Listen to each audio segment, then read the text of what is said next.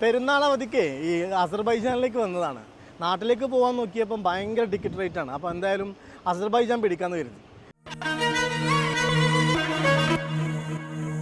ആദ്യം ദുബായിൽ നിന്നും ബാക്കുവിലേക്ക്. ബാക്കുവിലെത്തിയാൽ വിസ ഓൺ അറൈവൽ എടുക്കണം. $30 ഇതിനായി വരും. യൂറോപ്പിനും ഏഷ്യക്കുമിടയിൽ അതിർത്തി പങ്കിടുന്ന രാജ്യമാണ് അസർബൈജാൻ. അസർബൈജാന്റെ തലസ്ഥാനവും വലിയ സിറ്റിയുമാണ് ബാക്കു. ദുബായ് ദേരയിലെ കംഫർട്ട് ടൂർസ് ആൻഡ് ട്രാവൽസിന്റെ കൂടെയാണ് ഞങ്ങൾ യാത്ര ചെയ്തത്. കംഫർട്ട് ട്രാവൽസിന്റെ പ്രതിനിധികൾ ബൊക്ക നൽകിയൊക്കെയാണ് സ്വീകരിച്ചത്. കെട്ടിടങ്ങളെല്ലാം പഴയകാല നിർമ്മിതികളെ പോലെ തോന്നിക്കും. കാസ്പിയൻ തീരത്തെ അതിമനോഹരമായ നഗരമാണ് ബാക്കു. പഴയകാല റഷ്യയുടെ അഥവാ സോവിയറ്റ് യൂണിയന്റെ ഭാഗമായിരുന്നു അസർബൈജാൻ. ഒരു വിശ്രമത്തിന് ശേഷം ഞങ്ങൾ ബാക്കുവിലെ രാത്രികാല കാഴ്ച കാണാനിറങ്ങി.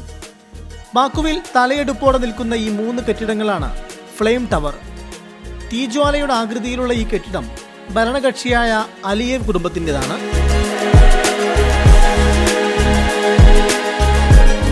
തൊട്ടടുത്തുള്ള മനോഹരമായ പള്ളിയാണ് ഷിറ്റ്ലിക് മസ്ജിദ്. 1996 തുർക്കി ദിവാനേറ്റാണ് ഈ പള്ളി നിർമ്മിച്ചത്. തുർക്കിയുമായി അടുത്ത ബന്ധമാണ് അസർബൈജാനുള്ളത്.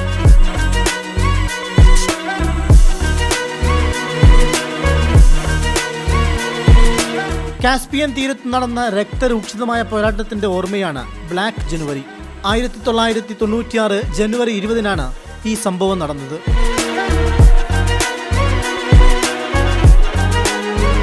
സോവിയറ്റ് യൂണിയനിൽ നിന്നും അസർബൈജാൻ മോചിതമാകാനുള്ള വിപ്ലവം കൂടിയായിരുന്നു അത്.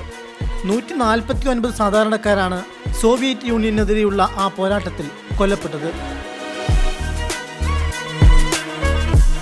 അതിൻ്റെ ഓർമ്മകൾക്കാണ് ഈ സ്മാരകമുണ്ടാക്കിയത്.